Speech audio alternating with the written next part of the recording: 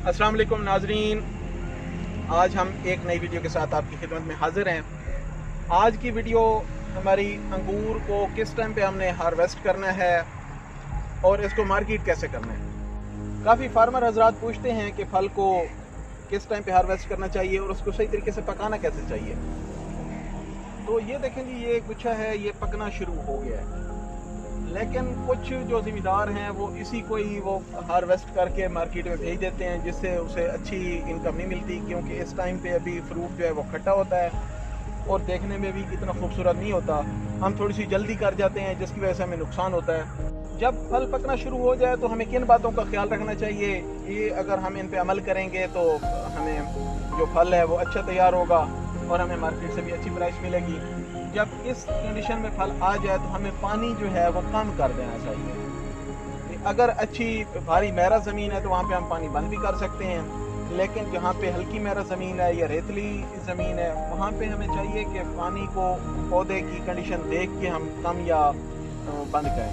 जब हम पानी बंद करते हैं तो उससे ये होता है कि इसका जो कलर है वो यूनिफॉर्म हो जाता है, एक तरह का कलर होगा, कच्चे पक्के मुख्तलिफ, जैसे इसमें कुछ कच्चे दाने हैं कुछ पक्के दाने हैं, इस तरह से गुच्छे नहीं होंगे, बल्कि पूरा का पूरा जो गुच्छा है वो भरपूर एक ही कलर में होगा और उसकी मिठास भी अच्छी होगी। जब हम पानी बंद करते हैं तो ये देखें कि इस गुच्छे का अब जो कलर है वो बिल्कुल यूनिफॉर्म है और एक जैसे इसके दाने हैं और इसकी जो मिठास है वो भी बहुत ज़बरदस्त होगी।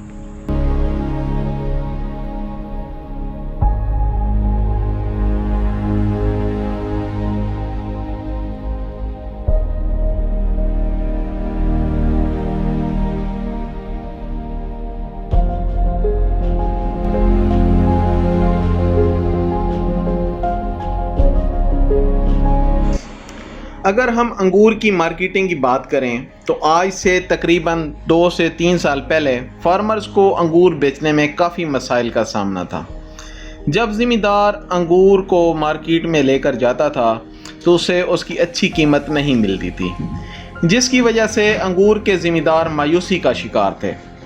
मैंने ज़िम्मेदारों को मशवरा दिया कि आप अपना अंगूर खुद बेचें, चाहे वो अपने फार्म पर बेचें या फिर रोड पर सेल पॉइंट बना लें। इस मशवरे पर अमल करने से ज़िम्मेदारों का फल अच्छी कीमत पर बिकना शुरू हो गया। अब शायद ही कोई ऐसा ज़िम्मेदार हो जो अपना अंगूर का फल मंडी में जाकर बेचे। अगर फल हमारा है तो इसे बेचना भी हमें खुद ही पड़ेगा, ताकि हम अपने फल की अच्छी कीमत वसूल कर सकें।